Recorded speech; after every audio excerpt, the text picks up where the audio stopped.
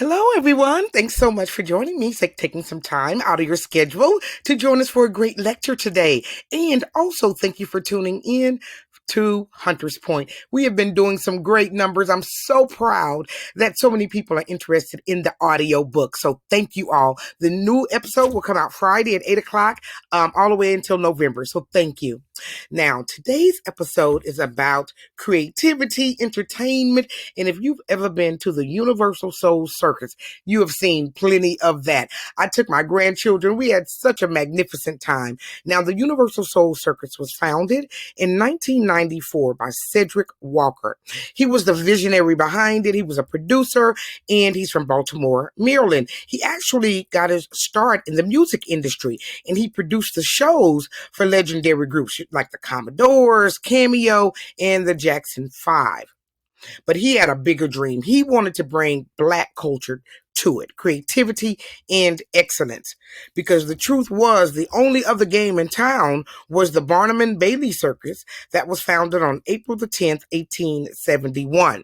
So today's lecture is really going to be not only about, of course, celebrating the Universal Soul Circus. And I always laugh because they say the only animals they have at the Universal Soul Circus is elephants. But they're good elephants, and you will enjoy the elephants, and they dance on stilts and all kinds of stuff. All the lights, camera, and action, you forget you're at a circus. So with the hip-hop, R&B, gospel, reggae, Afro beats, all kinds of stuff, it's really a great show to see. But today I wanted to give honor to a man who broke into the Barnum Bailey Circus. Like I said, April 10th, 1871 was when it was founded, but no Black person had ever been the Ringmaster. Now, the Ringmaster has a very important job. He announces all of the upcoming acts. And of course, when Barnum Bailey first came out, they even had freak shows. And so circuses, entertainment has always been important, but to not have a Black man be able to announce that was really interesting. And I thought even more interesting when this Black man won this position. So I would like to introduce you all to Jonathan Lee Iverson. He is the first African-American ringmaster of the world famous Ringling Brothers and Barnum Bailey Circus. Look at that smile. Look at that jacket. He is cleaner than the whistle. Then that's what they used to say in the old days for you all millennials who never heard that before. Jonathan Lee Iverson's journey, it began in New York City, where he was born, and he was raised in Harlem. Now, from an early age, he was drawn to the arts and to music, but not to the circus. I mean, I'm sure he maybe thought he was going to be a singer, but no, he liked music. Again, look at these outfits that they wear. It's just beautiful. Now, Jonathan was trained at the prestigious Fiorillo H. LaGuardia High School of Music and Performing Arts. And he graduated from the Hart School at the University of Hartford with a degree in voice performance. Now, before the circus spotlight found him, he was already touring the world. He was part of the famous Boys Choir of Harlem. So he was really already singing. They say he had a real deep baritone voice. I can't play any of the music, but I did leave a link down below so you can hear his voice. Now, in 1998, he was only 22 years old. He was discovered, and he joined as the ringmaster. He joined the Ringling Brothers. This is his family.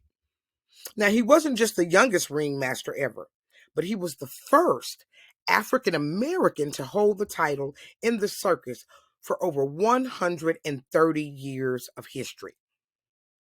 Now, that's a shame that it took that long for that company to hire a man to do this voice, but he got in that position and he stayed until 2017. So he kept it for many, many years. So congratulations to him. When you would hear, "Welcome, ladies and gentlemen, to the greatest show on earth," this is the voice that you would hear.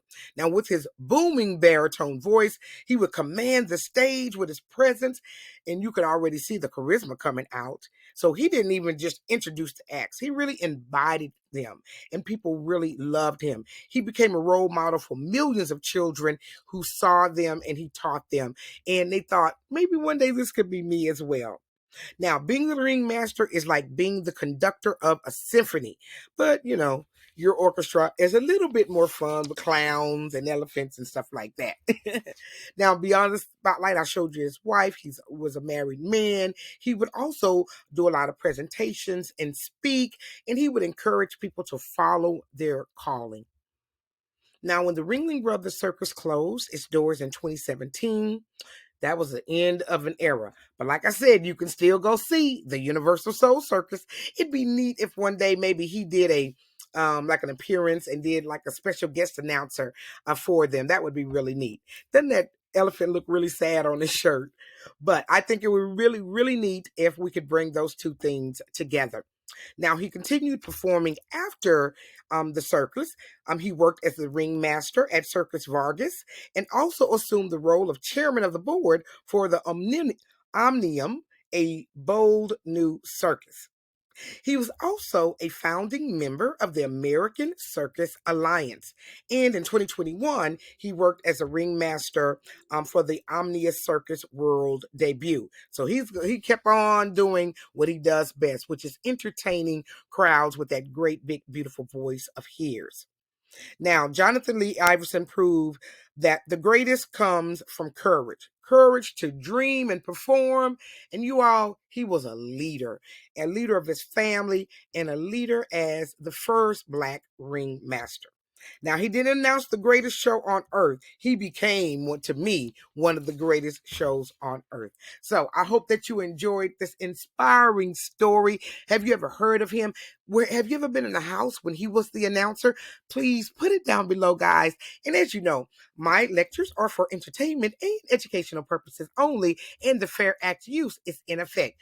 Again, Friday, y'all tune in for episode 3 of Hunter's Point. And don't forget to like, share, and subscribe. And be sure to turn on your notifications so you'll get all of my videos. Have a great day, and thanks for joining me.